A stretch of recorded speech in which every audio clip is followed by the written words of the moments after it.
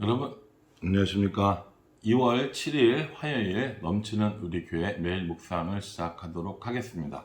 오늘 말씀은 마태복음 9장 1절부터 13절까지의 말씀입니다.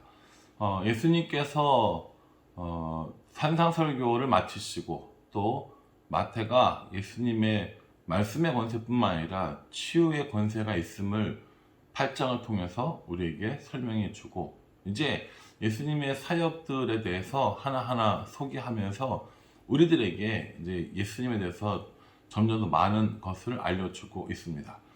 5, 6, 7장이 말씀의 권세, 또 8장이 치유하는 권세였다고 한다면, 이제 9장에 보면 중풍병자 한 사람을 고치는 것을 볼 수 있습니다. 그런데 여기서도 중풍병은 별로 중요한 문제가 아닙니다. 중풍병이 중요한 것이 아니라 중풍병자를 대하는 예수님의 말씀이 굉장히 중요한 의미를 가지고 있습니다. 한번 볼까요? 1절에 보면 예수께서 배에 오르사 건너가 본 동네에 이르시니, 저희가 저번에 살펴본 것처럼 본 동네에 이르시니 라고 하면 어디라고요? 가버나움이라고 이야기합니다.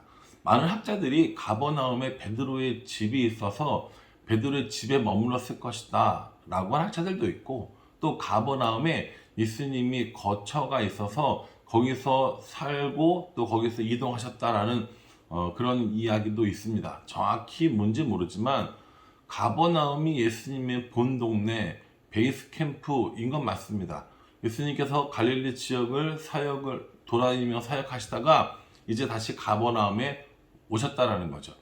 이렇게 오고 나니까 중풍병자 한 사람을 고치는 일이 있었는데, 마태복음에서는 자세하게 나오지 않았지만 이 다른 성경에 보면 이 중풍병자를 고치기 위해서 친구 4사람이 침상에 메고 지붕을 열어서 뚜껑을 떼내서 이렇게 구멍을 뚫어서 그 사람을, 그 중풍병자를 예수 앞에 내려놓고 예수님께서는 그 중풍병자를 치유하시는 것들을 보게 됩니다.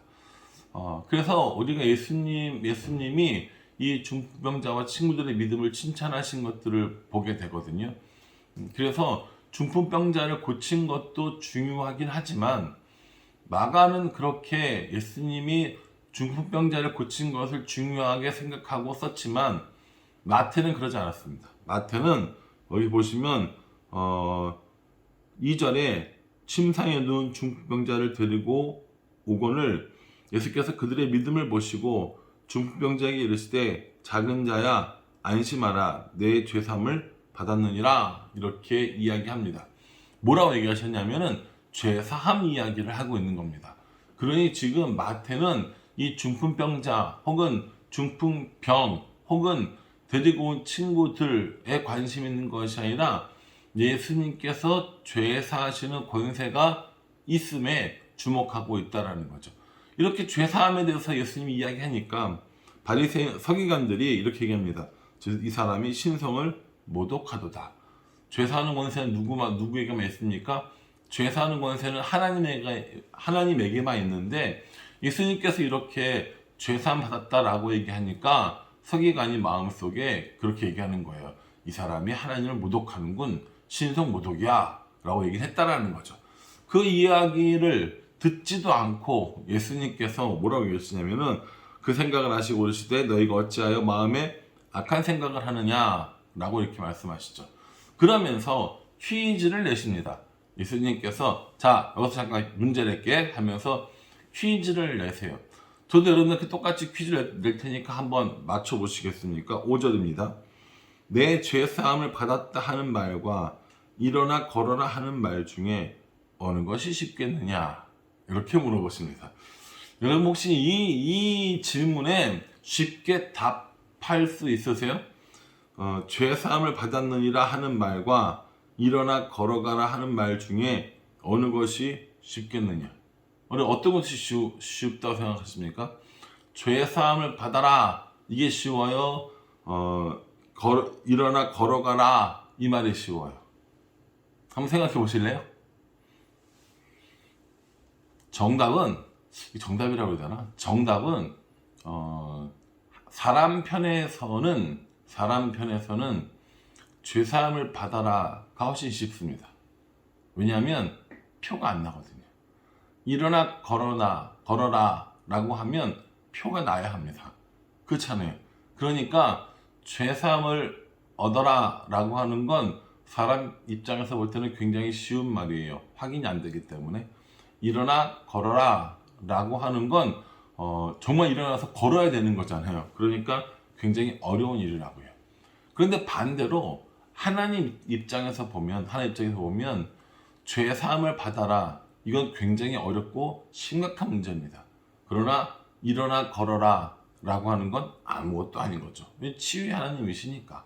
그래서 예수님께서 이렇게 질문을 하셨을 때 서기관들은 한마디 대꾸도 하지 못합니다.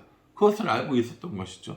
하나님 편에서 이야기하자니 이 사람을 하나님을 인정하는 것 같고, 사람 편에서 이야기를 하자니 진짜 일어나 걸어가면 어떡할까 싶은 마음이 있었던 겁니다. 근데 예수님께서 일어나 걸어라 라고 일어나 침상을 가지고 집으로 가라 하고 사람들이 그것을 보고 놀랬다, 혹은 사람들이 그것을 보고 두려워했다, 경외했다는 뜻이거든요. 이렇게 된 일이 벌어지게 된 것이죠. 그러니까요, 여러분, 죄사함의 문제, 그리고 이 권세를 가지고 있는 예수님에 대한 문제를 마태는 이야기해 주고 싶었던 겁니다. 마태는 어떻게 해서든지 예수님을 우리에게 소개시켜 주고 싶었다니까요. 제가 내내 그 얘기 하잖아요. 마태복음 5, 6, 7장에서 이 산상설교로 예수님의 권세를, 또 8장에서는 예수님께서 이 사람들을 치유하시는, 또 자연과 영적 세계를 치유하시는 모습들을 보여주셨어요. 왜냐하면 그게 메시아로서 우리에게 해주신 거니까. 그리고 또 이 9장에서는 치유를 하시는데, 치유라기보다 죄사함의 권세를 가지고 있는 예수님을 이렇게 설명해 주고 있는 겁니다. 그러니 여러분, 우리는 예수님을 어떤 분으로 알고 있는지 좀 심각하게 고민해 볼 필요가 있어요. 예수님에 대해서 막연한 생각, 막연히 능력 있으신 분, 막연히 구원자가 아니라 이렇게 말씀을 차근차근 읽으면서, 아, 예수님이 이런 분이시구나, 아, 예수님이 이런 능력 있으신 분이구나, 아, 예수님이 이러한 권세가 있는 분이시구나 라고 깨닫는 거, 이게 진짜 우리가 말씀을 묵상하는 굉장히 중요한 요점이 된다고 저는 생각합니다. 그렇게 하고 나서 이제 9절에 보면 마태를 부르신 사건을 말씀하고 계십니다. 이 마태가, 여기서 9절에 나오는 마태가 바로 이 마태복음을 기록한 마태입니다. 그러니까 자기 자신이 예수님 앞에 어떻게 부름받았는지를 이야기하고 있는 것이죠. 마태는 유대인이었고요. 마가복음에 보면 알페오의 아들 레위라고 이렇게 기록되어 있거든요. 그런 거 보니 이 사람은 레위 지파 사람인 겁니다. 그러니 레위 지파 사람이고, 거기다가 세리이고, 나름대로 이 양쪽에, 이스라엘 쪽에도 명문 집안이고, 또 이 로마의 식민 지배 하에서도 살만한 사람이었습니다. 그러니 레위라는, 그리고 마태라는, 그리고 세리라는 이 말은요, 마태의 모든 것들을 다 설명해 주고 있는 거라고 볼 수 있습니다. 제법 잘 사는, 집안도 좀 괜찮았고, 먹고 사는 데도 지장 없었고, 로마에 적당히 부역하면서 살았던 그 사람이 마태였다는 거죠. 그 마태를 향해서 예수님께서 부르십니다. 나를 따르라, 이렇게 말씀하시죠. 나를 따르라라고 말씀하신 이 따르라라는 말은 지금서부터 계속해서 따르라는 의미를 가지고 있다는 겁니다. 잠깐 와서 나 좀 도와줘, 뭐 이런 게 아니라, 잠깐 와서 나한테 배우고 가가 아니라 계속해서 따르는 것을 말한다고 합니다. 그러니 사랑하는 성도 여러분, 우리가 예수님을 따르는 것은 잠시 잠깐의 일이 아니라 지속적이고 계속되어져야 한다는 걸 보여줍니다. 이렇게 마태를 예수님께서 부르시니까 마태가 예수님과 예수님의 제자들을 함께 모아서 함께 집에서 잔치를 베풀게 되죠. 이렇게 잔치를 베푸는 걸 보고 11절에 보면 바리새인들이 보고 그 제자들에게 이르되 어찌하여 너희 선생은 세리와 죄인들과 함께 잡수시느냐 라고 이렇게 말하고 있는 것을 봅니다. 여러분, 마태의 직업은 세리였지 않습니까? 그런 친구들이 누가 제일 많겠어요? 세리가 제일 많겠죠. 저는 목사지 않습니까? 제 친구들 중에 누가 제일 많겠습니까? 예, 목사가 제일 많습니다. 그런 식인 거겠죠. 그래서 마태와 그리고 주변 세리들이 모인 그 자리에서 바리새인이, 아니 왜 너희 선생님은 저렇게 죄인들, 저렇게 세리들, 저렇게 나쁜 놈들 하고만 어울리고 식사를 하니? 라고 물어보니까 예수님께서 참 좋은 말씀, 고마운 말씀, 감사한 말씀 해주십니다. 건강한 자에게는 의사가 쓸데없고 병든 자에게라 쓸데있느니라. 건강한 사람에게는 의사가 필요 없다라는 겁니다. 아픈 사람들, 병든 사람들한테 의사가 필요하다는 겁니다. 예수님께서는 이 땅에 의인을 부르러 오신 것이 아니라 죄인을 부르러 오셨다고 말씀하셨습니다. 예수님께서는 죄인을 부르러 오셨다고 했는데 우리는 우리의 죄인됨을 감추려고 하고 의인으로 살려고 애쓰는지도 모르겠습니다. 교회에서 혹은 다른 사람들에게 의인으로 보이기 위해서 애쓰는 삶, 의인이 되기 위해서 자신의 힘을 다하는 삶, 이런 삶을 살아가는 건 다른 말로 하자면 난 예수님 없이도 의롭게 살 수 있어요 라고 하는 것과 다르지 않습니다. 사랑하는 성도 여러분, 여러분들은 죄인입니까? 아니면 의인입니까?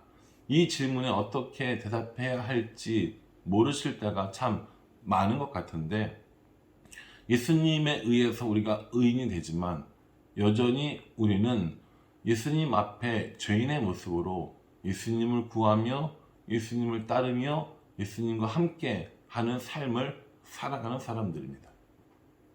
나는 의롭다고 생각하고 다른 사람들은 죄인이라고 생각하고 나는 하나님 앞에 이렇게 거룩하고 깨끗한데 내 주위에 있는 사람들은 다 죄인이야 라고 생각했던 사람들이 바리새인이고 서기관이었습니다.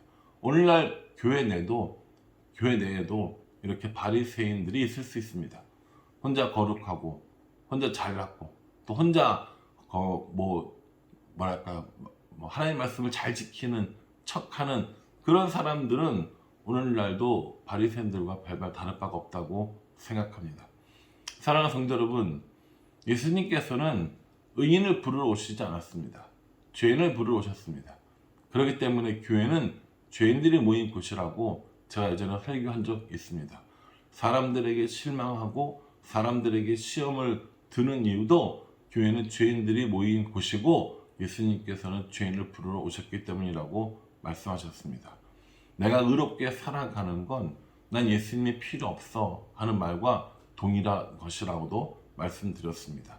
그러니 날마다 하나님의 긍휼하심을 구하고 예수님의 그 사랑을 구하면서 살아가는 것, 죄인인 우리가 또 다른 죄인인 사람들을 긍휼히 여기면서 살아가는 것, 그것이 우리들의 해야 할 일이 아닌가 생각해 보게 됩니다. 사랑하는 성도 여러분, 오늘 이 말씀을 묵상하면서 의인을 부르러 오신 게 아니라 죄인을 부르러 오신 예수님을 만나고 그 예수님의 부르심을 따라 예수님과 동행하며 살아갈 수 있는 저 여러분 될 수 있기를 주님의 이름으로 축복합니다. 기도하겠습니다. 하나님, 중풍병이 문제가 아니라 죄사하는 권세가 있는 예수님의 모습을 보여주는 마태입니다. 예수님이 죄 사해 주시는 권세를 보여주셨고 죄인들을 친히 불러주시고 함께 식사하시면서 교제하였는데 우리는 멀찌감치 떨어져서 죄인들과 함께 있는 예수님을 바라보며 책망하는 바리새인 같은 사람이 아닌지 스스로 돌아봅니다. 다른 사람들에게 의롭게 보이려고 하고 스스로의 의에 만족하는 그런 삶을 살아가지 않는지 생각해 보게 됩니다.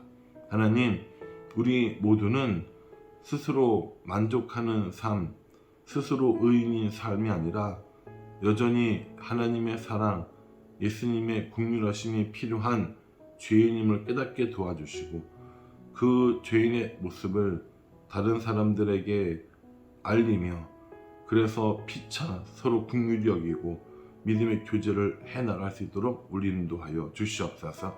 말씀 가운데 나를 찾고 말씀 가운데 우리를 만날 수 있도록 하나님께서 함께하여 주시옵소서. 예수님의 이름으로 기도합니다. 아멘. 예, 여러분 오늘 하루도 말씀 안에서 승리하시고요. 우리를 부르시는, 우리를 따르라고 하신 예수님과 동행하시기를 간절한 마음으로 기도하겠습니다. 감사합니다.